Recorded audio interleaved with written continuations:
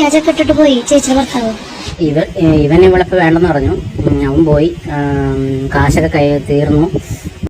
അവനവൻ കുരുക്കുന്ന കുരുക്കഴിച്ചെടുക്കുമ്പോൾ കുലുമാൽ കുലുമാൽ. ഈ സാധനം ഇപ്പോ രണ്ടാളും കേട്ടോണ്ടിരിക്കണ്ടാവും. അല്ല, രണ്ടാമത്തെ ഒരുക്കുന്നുണ്ട്. പരസ്പരം കുഴിക്കുന്ന കുഴിയിൽ വന്ന് വീഴുമ്പോൾ കുലുമാൽ കുലുമാൽ അല്ലേ? ആ സാധനം പരസ്പരം അല്ലെങ്കിൽ കുഴിച്ച കുഴിയിൽ രണ്ടും പോയി വീട്ടുണ്ട്. കാര്യം ആരാന്ന് മനസ്സിലായിണ്ടാവുമല്ലോ അല്ലെ? അതാണ് ഗുരുവായൂർ ഭാഗത്തു നിന്നാണ് രണ്ടുപേരും ഒളിച്ചോടി പോയിട്ടുള്ളത്. സഹോദരിയുടെ ഭർത്താവുമായിട്ട് ഒളിച്ചോടിയ സഹോദരിയുടെ സഹോദരി. കൊള്ളാം. ആ ഒരു സാധനം തന്നെ. അടുത്ത ക്ലിപ്പല്ല, വോയിസ് ആണ് വന്നിട്ടുള്ളത്.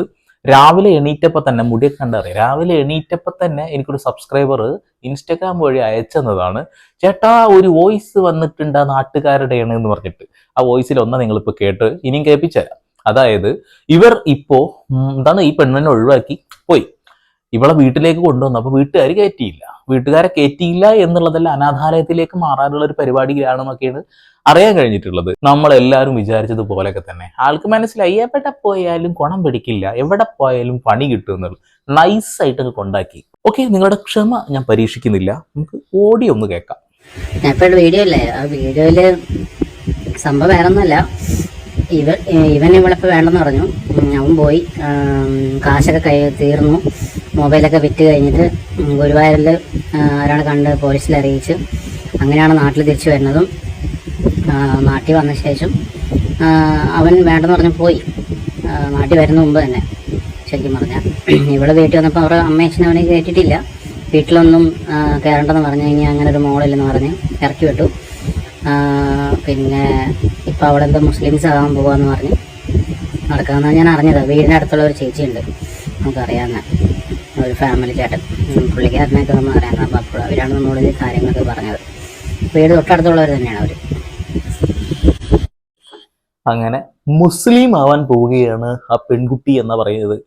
ഓക്കെ, നിങ്ങളുടെ ഒക്കെ ഒരു എന്താ പറയാ, ഭാഗ്യം നിർഭാഗ്യം. അതുകൊണ്ടൊക്കെ അവരെ പോലെ ഒരാളെ നിങ്ങൾക്ക് കിട്ടാൻ പോവുകയാണ്. പാവം മുസ്ലിംസ് അവരെന്ത് തെറ്റ് ചെയ്തു? ഓക്കെ, എന്തായാലും കൊള്ളാം.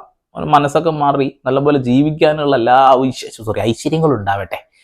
ആദ്യം തന്നെ നമ്മൾ മനസ്സിലാക്കിയൊരു കാര്യം ഉണ്ടായിരുന്നു, ഈ ചങ്ങാതി നൈസായിട്ട് ഊരെന്നുള്ളത്. കയ്യിലുള്ള പൈസ ഒക്കെ തീർന്ന്, ശമ്പളം വാങ്ങിയതൊക്കെ തീർന്ന്, അത് കഴിഞ്ഞ് മൊബൈൽ ഫോൺ വിറ്റ്. അതുകൊണ്ടാണ് ഇപ്പോ വീഡിയോ ഒന്നും വരാത്തത്. കൊള്ളാം. അല്ലെങ്കിലും ബുദ്ധിയുള്ള മാമു ചോറ് തിന്നുന്ന ആരെങ്കിലും ഈ വൃത്തിയോട് ചെയ്യുമോ? ഇതിനൊക്കെ എന്താ ചെയ്യേണ്ടത്? ആ നാറിയെ ഞാൻ 4 ഡയലോഗ് അടിച്ചു പോകാം. അപ്പൊ ഒരാൾ പറയാം, ആ പെൺകുട്ടിയുടെയും തെറ്റില്ലെന്ന്. 19 വയസ്സുള്ള ഒരു പെൺകുട്ടിയെ മനം മാറ്റി ഇങ്ങനെ ആക്കി അവന്റെ ഭാഗത്ത് തന്നെയാണ് തെറ്റ്. ഇനി അവന്റെ ഭാഗത്ത് തെറ്റില്ല എന്ന് നിങ്ങൾ എങ്ങനെയാ പറയാ? അച്ഛസ്ഥാനത്ത് അല്ലെങ്കിൽ സഹോദര സ്ഥാനത്ത് നിൽക്കേണ്ട ഈ നാറിയല്ലേ വൃത്തിയോട് ചെയ്തിട്ടുള്ളത്. അപ്പോൾ അവന്റെ ഭാഗത്ത് തന്നെയാണ് തെറ്റ് കൂടുതൽ. ന്യായീകരിക്കാൻ ആരും വരണ്ട കേട്ടോ. ഇതിൽ ന്യായീകരണം വേണ്ട. ആ സാധനം കണ്ടപ്പോൾ തന്നെ വെറുത്ത് അറപ്പ് പിടിച്ചിട്ടാണ് ഞാൻ നിന്നത്. കാരണം എനിക്ക് തോന്നിയത് വെച്ചിട്ടുണ്ടെങ്കിൽ അച്ഛനും മകളും പോലെയാണ് എനിക്ക് തോന്നിയിട്ടുള്ളത്. അവിടെ അങ്ങനെ ഒരു ബന്ധം ഒരിക്കലും അനുവദിക്കാൻ പാടില്ല എന്നുള്ളതാണ്. ഓക്കെ, ഒരു വോയിസും കൂടി ഉണ്ട്, ഒരു സ്ത്രീയുടെയാണ്, കേൾക്കാം. ഇപ്പൊ ഇവിടെ മുസ്ലിം ആവാൻ നടക്കുക. ഇവര് രണ്ടാളും തിരിച്ചു വന്ന കയ്യിൽ പൈസയൊക്കെ കഴിഞ്ഞിട്ട് ഫോണൊക്കെ വിറ്റ്. അപ്പൊ ഇവര് ഗുരുവായൂർക്ക് തിരിച്ചു വന്നിട്ട് ഇവരവിടെ നിൽക്കാണ്ടപ്പോ ഒരു കസ്റ്റം വിളിച്ച് പറഞ്ഞതാ പോലീസ് സ്റ്റേഷനിലേക്ക്. സ്റ്റേഷനിലേക്ക് വിളിച്ച് പറഞ്ഞിട്ട് ആൾക്കാരൊക്കെ വന്ന് കൊണ്ടുപോയി. ഫാമിലിത്തെ ആൾക്കാർ പറഞ്ഞു, അച്ഛനമ്മയും എല്ലാവരും പറഞ്ഞു, അതിന് വേണ്ട, ഞങ്ങൾക്ക് ഇനി വേണ്ടെന്ന് പറഞ്ഞു. അവരിട്ടിട്ട് പോയി, ആ ചെക്കിട്ടിട്ട് പോയി, ചേച്ചിയുടെ ഭർത്താവ് ഇട്ടിട്ട് പോയി. ഇനി വേണ്ട, ഇനിയിപ്പോ അനാഥാലയത്തേക്ക് ആക്കി. ഇപ്പൊ അവള് പറയും ഞാൻ മുസ്ലിം ആവാൻ പോവുകയാണ്. അനാഥാലയത്തിൽ കൊണ്ടാക്കി, ഞാൻ മുസ്ലിം ആവാൻ പോവുകയാണെന്ന് പറഞ്ഞു. ആ പയ്യൻ വേണ്ട എന്ന് പറഞ്ഞു. ഇവളുടെ വീട്ടുകാരും അവളെ ഉപേക്ഷിച്ചു. കൈയടിക്കട്ടെ. ഇതൊക്കെ ഇനിയും ആളുകൾ ഇങ്ങനെയൊക്കെ ചെയ്യാൻ ആഗ്രഹിക്കുന്നവരുണ്ടെങ്കിൽ കാണട്ടെ, പാഠമാകട്ടെ. പ്രണയത്തിന് കണ്ണും മൂക്കും നാക്കും മറ്റേ തേങ്ങാക്കൊലൊന്നും ഇല്ല എന്നൊക്കെ പറയും അല്ലെ? പക്ഷെ അവിടെ കണ്ണും വേണം, മൂക്കും വേണം, നല്ലൊരു സഡൻ ബ്രേക്ക് ഇടാനുള്ള ബോധവും വേണം. അല്ലെങ്കിൽ അച്ഛനെ മകള് കല്യാണം കഴിച്ചു. നിങ്ങൾ കണ്ടിട്ടുണ്ടോ? യുപിയിലാണ് അച്ഛനെ മകള് കല്യാണം കഴിച്ചു.